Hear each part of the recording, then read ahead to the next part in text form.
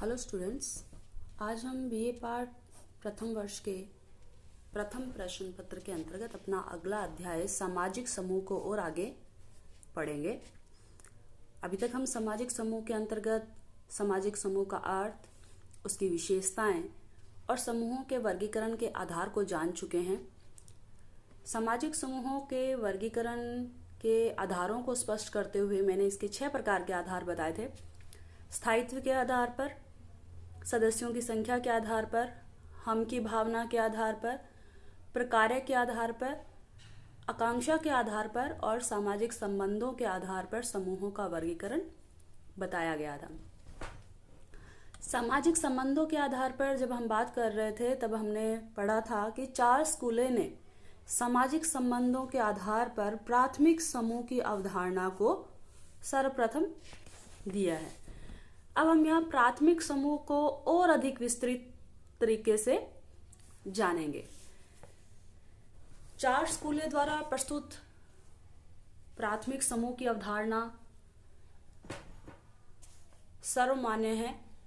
Charles कूले ने अपनी पुस्तक सोशल ऑर्गेनाइजेशन में सन 1909 में प्राथमिक समूह की अवधारणा को दिया था या प्राथमिक समूह शब्द का प्रयोग किया था और उन्होंने कहा है कि जिसमें सदस्य पारस्परिक व घनिष्ठ रूप से एक दूसरे के संपर्क में आते हों वे प्राथमिक समूह हैं।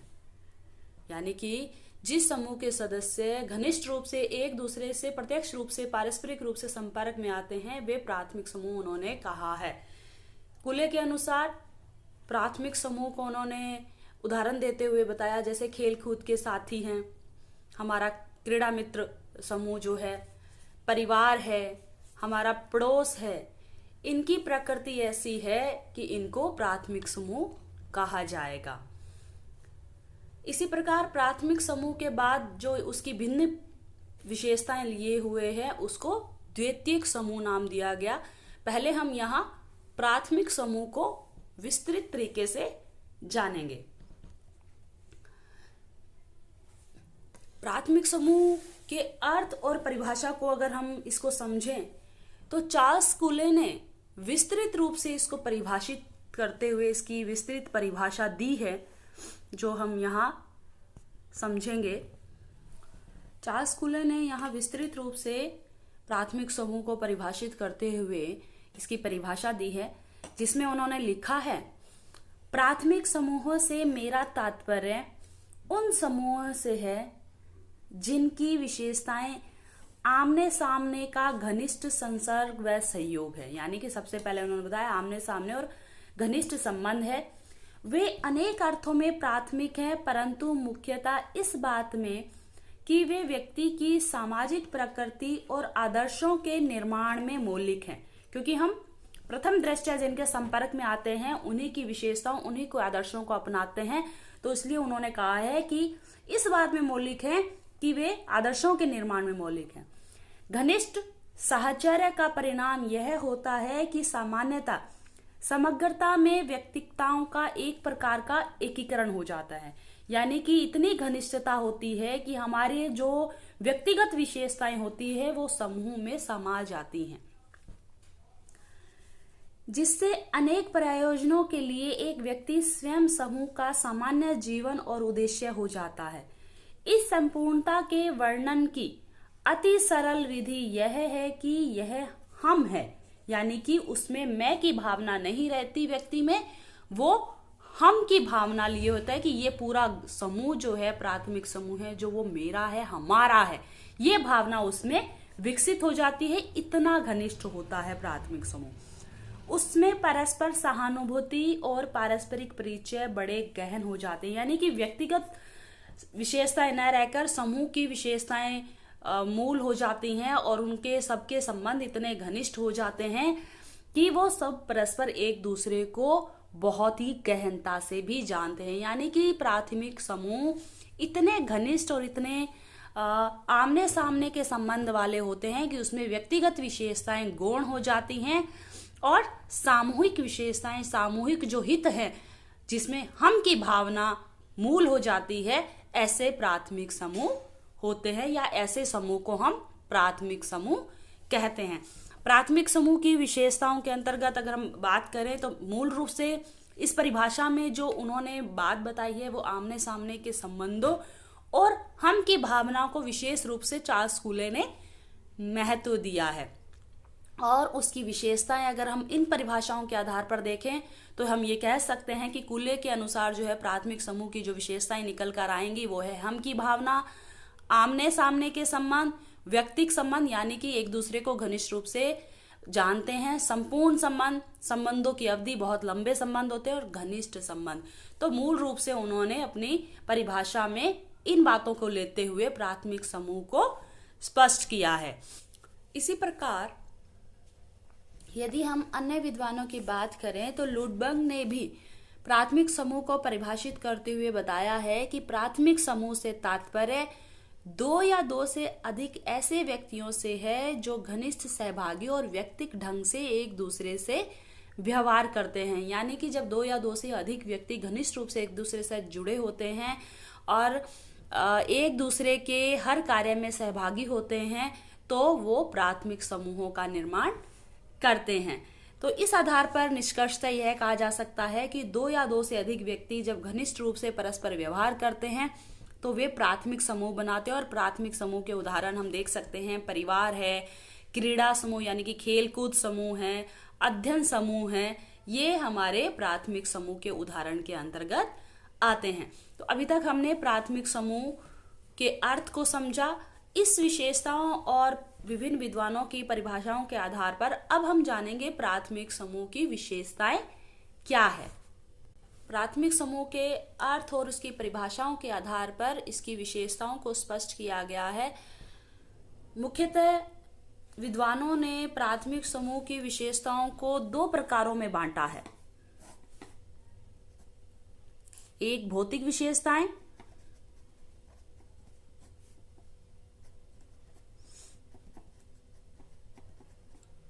और दूसरी हैं आंतरिक विशेषताएं।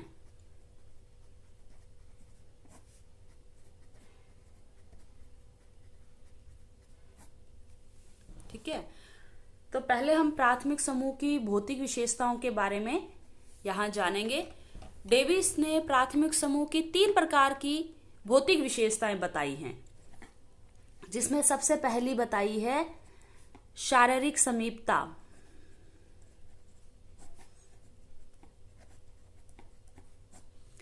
यानी कि घनिष्ठ संबंध होने के लिए शारीरिक समीपता को किंग्सले डेविस ने महत्वपूर्ण माना है।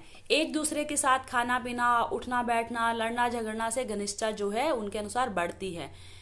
यानी कि जितने हमारे निकट संपर्क होंगे हमारी भावनाओं को हम व्यक्त कर सकते हैं और इन भावनाओं के आधार पर ही हम उतने घनिष्ठता से एक दूसरे से जुड़ सकते हैं, एक दूसरे को पूर्णतः से जान सकते हैं।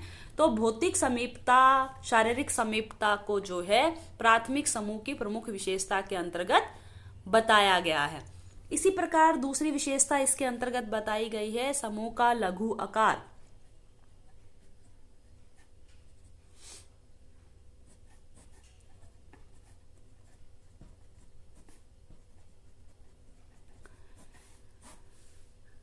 किंग्सले डेविस ने समूह के लघु आकार को प्राथमिक समूह निर्माण के लिए आवश्यक माना है। यदि समूह का आकार बड़ा होगा तो समूह के सदस्यों के जो आपस में विचारों का आदान प्रदान है भली भांति से नहीं हो पाएगा। यानी कि समूह जितना छोटा होगा हमारे संबंधों में उतनी ही घनिष्ठता होगी। अतः डेविस के मतानुसार जो है प्राथमिक समूह का आकार जो है वो छोटा होना चाहिए और प्राथमिक समूह के सदस्यों की संख्या कम होनी चाहिए, जिससे सदस्यों में परस्पर अंतःक्रिया हो सके, वे एक दूसरे को जान सके और जितने एक दूसरे को परस्पर रूप से जानेंगे उनके संबंध उतने ही घनिष्ठ होंगे, जो कि प्राथमिक समूह की प्रमुख विशेषता के अंतर्गत है। इसी प्रकार इसमें उन्होंने तीसरी विशेषता बताई है संबंधों की अवधि।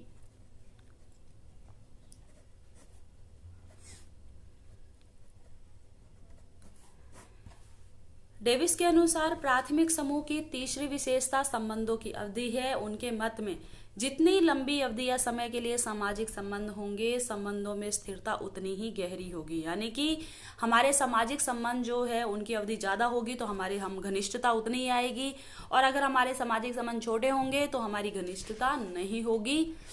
घनिष्ठता और संबंधों की अवधि जो है प्रत्यक्ष रूप से संबंधित है। अतः सामाजिक समूहों के लिए संबंधों की अवधि बड़ी होनी चाहिए या लंबी होनी चाहिए। इस प्रकार से किंग्सले डेविस ने प्राथमिक समूह की विशेषताओं के अंतर्गत, भौतिक विशेषताओं के अंतर्गत 3 चीजें मुख्य रूप से बताई है: शारीरिक या भौतिक समीपता, समूह का लघु आकार और संबंधों की अवधि। अब हम बात करेंगे इसकी आंतरिक विशेषताएं क्या है। समूह की कुछ विशेषताएं ऐसी होती हैं जिन्हें आंतरिक या मानसिक विशेषताएं कहा जा सकता है, जो कि इस प्रकार है, यानी संबंधों की प्रकृति के आधार पर कुछ आंतरिक विशेषताएं होती हैं, जिसके अंतर्गत पहली विशेषता बताई गई है लक्ष्यों का तादात्म्य।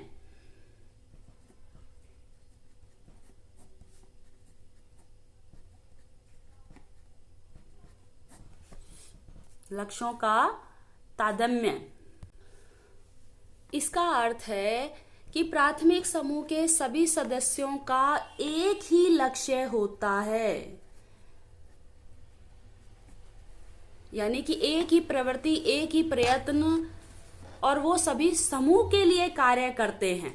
तो इस प्रकार कहा गया है कि प्राथमिक समूह की आंतरिक विशेषताओं के अंतर्गत जो होता है वहां इसकी विशेषता है लक्ष्यों का तादात्म्य, यानी कि सबका एक ही लक्ष्य होता है।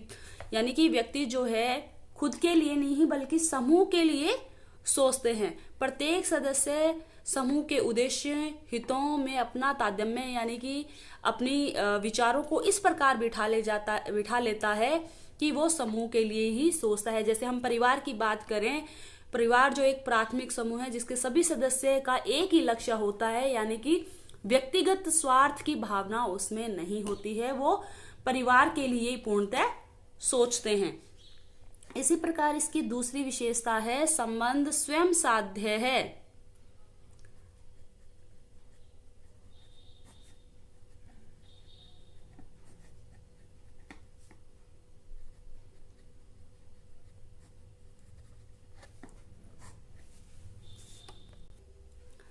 संबंध स्वयं साध्य है, इसका तात्पर्य है कि प्राथमिक समूह में संबंध स्थापित करना ही समूह का साध्य या लक्ष्य होता है, न कि लक्ष्य या साध्य की प्राप्ति करना। यानी कि प्राथमिक समूह के अंतर्गत वहां सदस्य परस्पर व्यक्तिगत या व्यक्तिगत संबंधों के दृढ़ीकरण को महत्व देते हैं।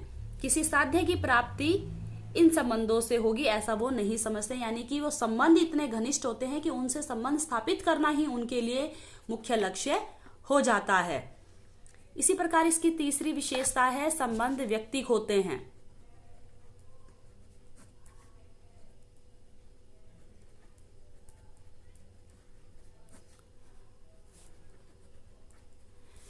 व्यक्तिगत संबंधों से तात्पर्य यह है कि किसी आर्थिक अथवा सामाजिक स्वार्थवश सदस्य परस्पर संबंध स्थापित नहीं करते, अपितु वे व्यक्ति के महत्व पर संबंध स्थापित करते हैं।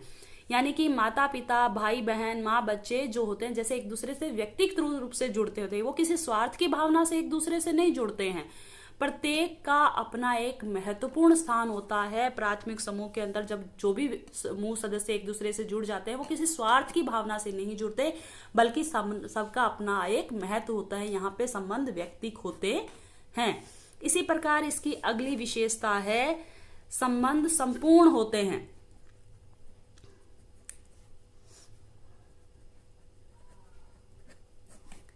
यानी कि प्राथमिक संबंधों में व्यक्ति घनिष्ठ होने के कारण एक दूसरे को इतना अच्छी तरीके से जानते हैं कि इनमें व्यक्तित्व की संपूर्णता आ जाती है। जैसे हम बात करें पिता पुत्र या मित्र के साथ हमारे संबंध इतने घनिष्ठ होते हैं कि संपूर्ण हमारे लिए वो संबंध वो संपूर्ण होते हैं, और हम एक दूसरे को इतना अच्छी तरीके से जानते हैं कि उनके बिना हम कोई कार्य नहीं करते, या उनके व्यक्तिगत जीवन से जुड़ी हुई हर पहलू के अंतर्गत हम भागीदार भी होते हैं, और बिना कहीं उनकी बातों को हम समझ भी जाते हैं। तो कहने का तात्पर्य है कि संबंध यहाँ संपूर्ण होते हैं, घनिष्ठ रूप से इतने जुड़े होते हैं कि हम उसके जीवन के हर पहलू को जानते हैं। इसी प्रकार इसकी अगली विशेषता है संबंध स्वतः ही होते हैं।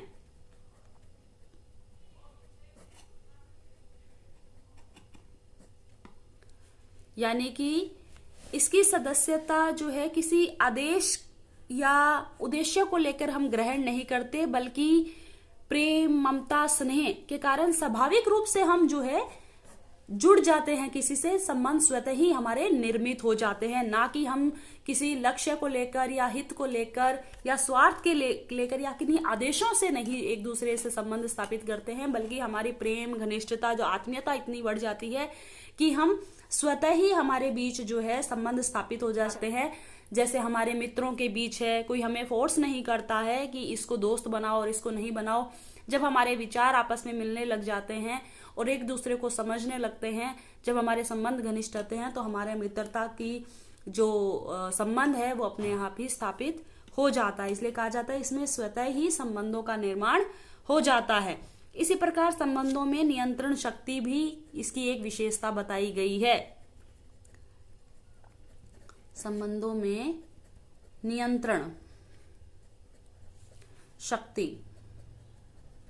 यानी कि जब सभी इतने अच्छे रूप से जुड़ जाते हैं और घनिष्ठता से जुड़ जाते हैं, तो व्यक्ति इस प्रकार से एक दूसरे से बंधा होता है कि उस समूह के प्रति इतनी हम की भावना, हित की भावना उसके अंतर्गत होती है कि उस समूह के विरोध में कोई कार्य नहीं करता है। कहीं ना कहीं जो संबंध होते हैं वो अपने आप में अपने समूह के सदस्यों पे एक प्रकार की नियंत्रण शक्ति का कार्य करते हैं, यानी कि वो उस समूह के विरुद्ध या इस समूह के बाहर जाके जो है वो कार्य नहीं करता, यानी कि वो अपने समूह पे सदस्यों पे एक प्रकार का नियंत्रण बनाए रखता है। यानी कि प्राथमिक समूह के अंतर्गत एक विशेषता है कि वो अपने सदस्यों के प्रति उसकी एक नियंत्रण शक्ति होती है। तो इस प्रकार प्राथमिक समूह की विशेषताओं के अंतर्गत इसकी विशेषताओं को मुख्य रूप से दो भागों में बांटा गया, भौतिक विशेषताएं और आंतरिक विशेषताएं। भौतिक विशेषताओं में किंग्सले डेविस ने प्रमुख रूप से 3 प्रकार की विशेषताएं बताई: शारीरिक समीपता, समूह का लघु आकार, संबंधों की अवधि। तो उसी प्रकार आंतरिक विशेषताओं के अंतर्गत लक्ष्यों का तादात्म्य, संबंध स्वयं में साध्य है, संबंध व्यक्तिक है, संबंध संपूर्ण होते हैं, संबंधों का स्वतः निर्माण होता है, संबंधों में नियंत्रण शक्ति पाई जाती है। तो इस प्रकार प्राथमिक समूह की विशेषताएं ये प्रमुख रूप से बताई गई हैं। तो स्टूडेंट्स, अभी तक हमने प्राथमिक समूह का अर्थ और इसकी विशेषताओं को जाना। आज की क्लास में हम यहीं तक पढ़ेंगे।